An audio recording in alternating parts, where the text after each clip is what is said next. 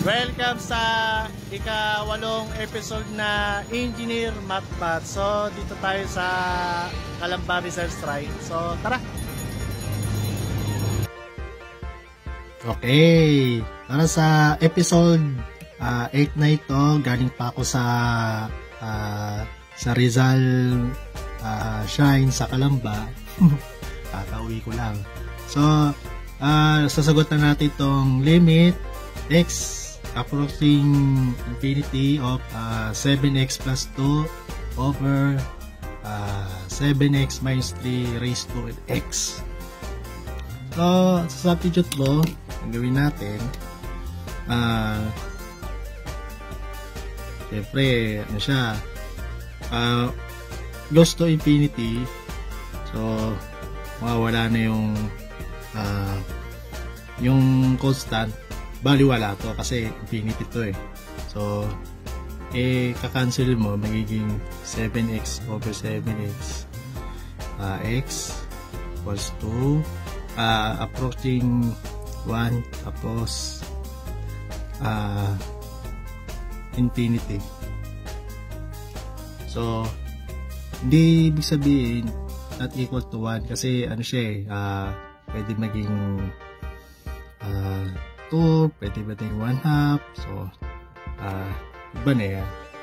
Hindi lagi, pag ano siya, sa limit form, hindi siya pwede magiging 1 always. Baka may value siya na naka-indicate. So, tawag dito, indeterminate form. Okay? So, yun lang. So, burahin muna natin to. Try nyo muna sagutan bago ko lagay ng solution. Oh, tapos na ba kayo? Okay, next. Okay, ganito. Dalawang solution ang ginawa ko. Una is yung L'Hopital's room muna. Solution muna tayo, okay?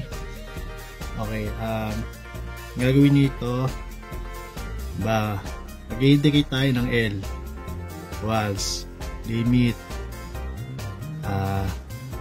x approach infinity, lagyan natin space dito, 7x plus 2 over 7x minus 3 raised to x. So ang gagawin dito, para mawala itong x na to, ln mo, ln dito, continuous function yung ln, kaya pwede mo ilagay dito sa loob ng limit.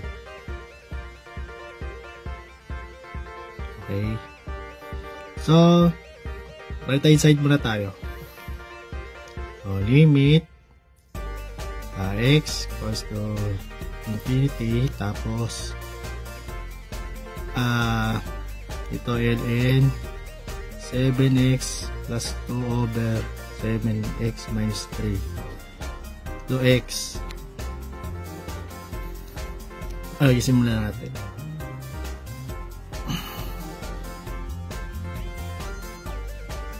Ayun, nice na.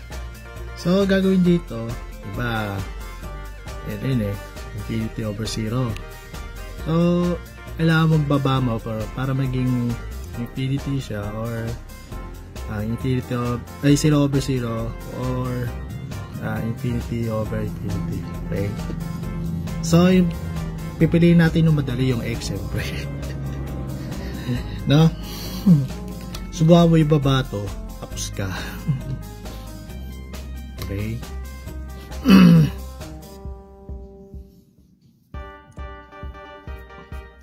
Yan. So baba natin yung down. So, magiging 1 over x. Ayan. So pwede na tayo mag 0, infinity ay 1, 0. Tapos dito 1 over infinity 0. So 0 over 0, capital rules. Then derivative, to. Okay. Ayan. So derivative ng ln ay Lagyan natin to limit as x approaching infinity. Lagyan na lang natin sa blank space. So reciprocal ln ay reciprocal lang naman 7x minus 3 over 7x plus 2. Kaya reciprocal, then multiply naman ito quotient rule. Mas marami, okay? Sabihan natin. Ayan, quotient rule. Ito magiging 7x minus 3. Then derivative ito ay 7 lang. Ito yung constant. So 7 lang. Minus quotient rule Yung upper naman 7x plus 2. Tapos yung derivative lang nasa denominator ay 7 over yung squared. So squared ng denominator 7x minus 3 squared. Ayan. Haba, no? Okay. Napakahaba naman to. So over derivative ng 1 over x ay 1 over x squared. Ayan. Tapos simplify muna natin to. Dito na lang para mas madali. 49x minus 21. Tama? Tama. Minus tama. Minus ano sunod? 49x then tama ba? Tama ulit. 49x minus negative 14. Yan. Minus 40. Kasi ano siya 2 times 7 times negative. So tama. So ang sunod, ito tataas na to, limit limit x approaching infinity, tapos ito cancel na to yung 1.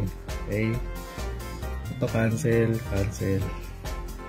Ayan. So magiging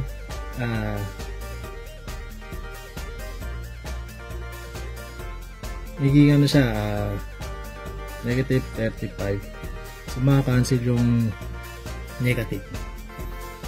So all in all magiging 35x squared.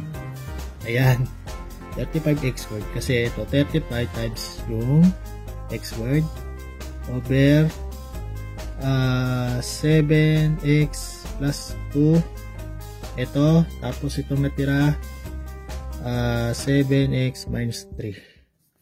Ayan, then dito na lang. Ayan, dito na lang tayo. Limit as limit x approaching infinity, then 35x squared.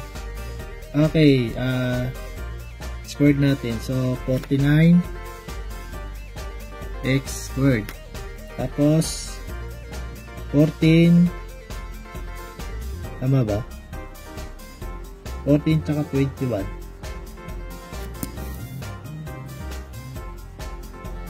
Okay. 14 tsaka yung 21.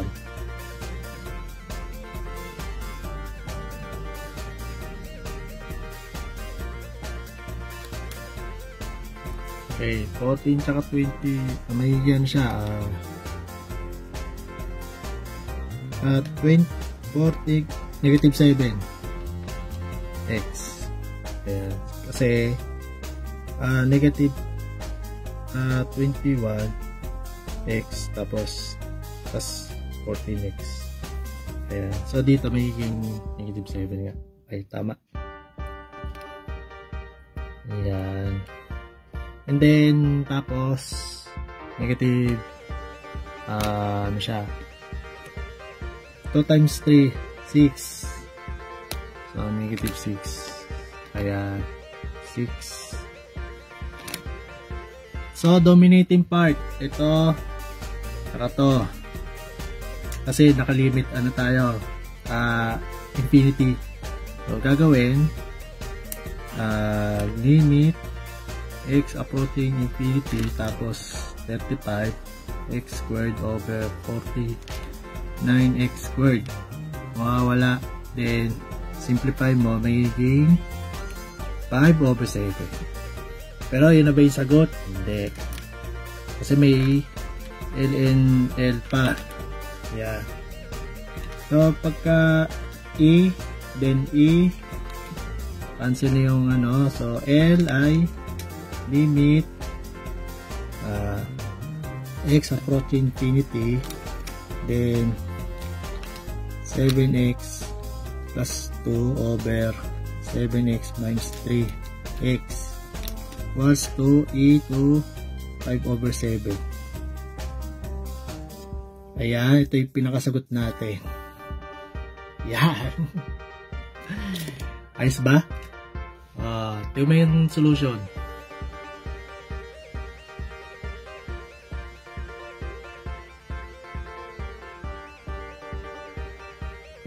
Okay.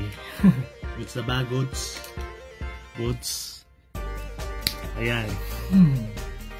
So, may isa pa tayong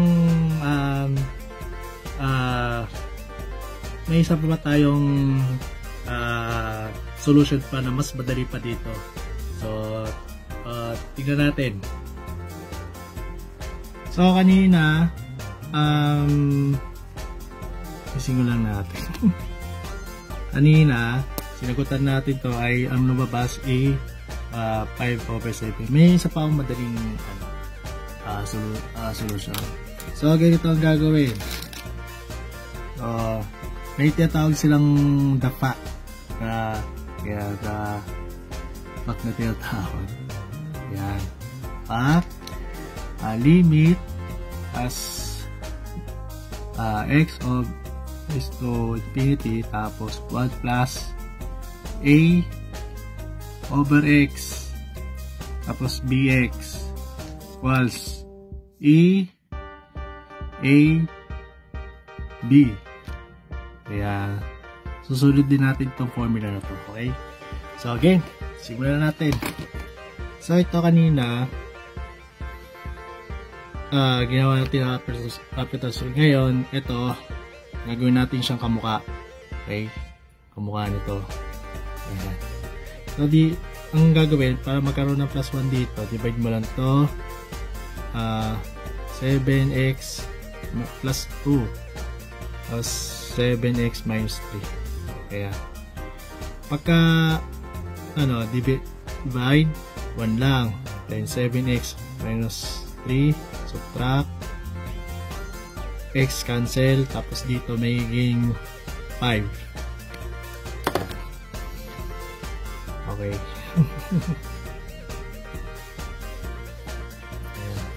Tapos limit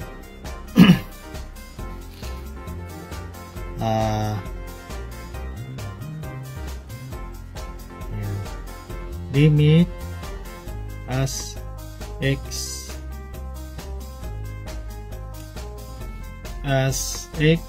approaching infinity, tapos 1 plus 5 over 7x minus 3x. Ayan. Tapos kailangan isang variable lang kasi hindi siya magkamukha dito sa yung x. Hindi siya kamukha. So magle-let tayo. Let anong gusto mong letter? Y na lang. Y equals 7x minus 3. Ayan. So pag yung x naman, pag sinimplify mo siya,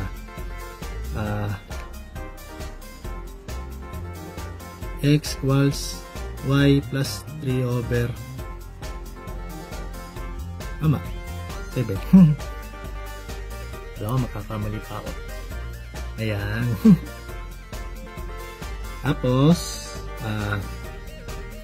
ngayon siya, limit y. Pag inano mo ulit siya, infinity din to. Infinity, 7 plus minus 3, infinity din. So, y equals to infinity din. Parehas din. Okay? Tapos, 1 plus 5 over y. And then, yung x natin, y plus 3 over 7. Ayan. Tapos, ano natin to? Iwalay. So, limit y equals infinity. Tapos, iwalay na to. Yung y plus 3, hiwalay natin. Tapos, pagsasamahan yung 7. Pagsasama sila ng 7. So, 1 plus nasunod 5 over y, and then y over 7, tapos 1 plus 5 over y, 3 over 7. Ayan. Tapos ito na, limit y, sige, pass na natin.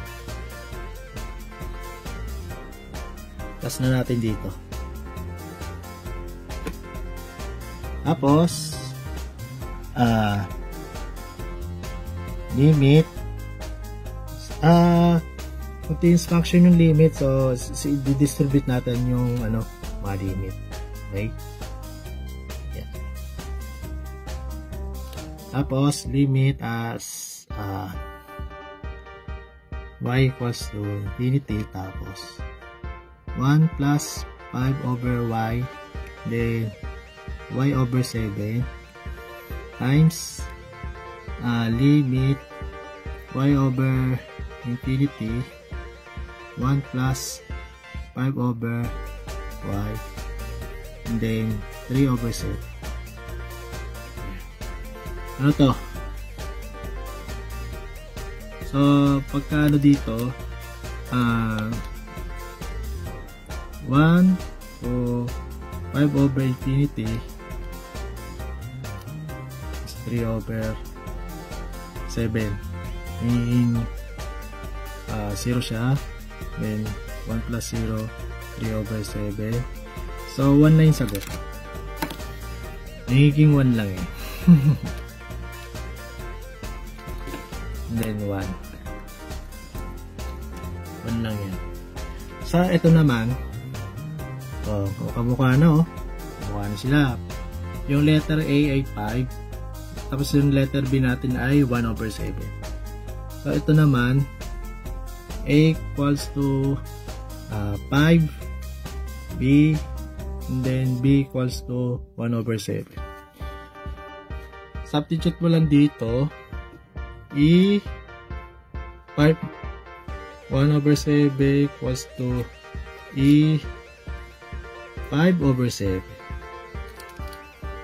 Ayan. Pares na sila May sagot. Siguro siya. Hi. So, ano pa? Magaling ba ako sa math?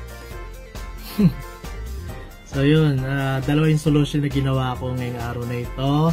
Salamat sa lahat ng sumusuporta at mahal-mahal na po kayo. Salamat sa lahat ng mga nagla-like, nag-share, nag-comment, ano yung mga solution yung piyapasagot sa akin. So, yun lang. Maraming salamat sa lahat. Magti-20 minutes na pala. So,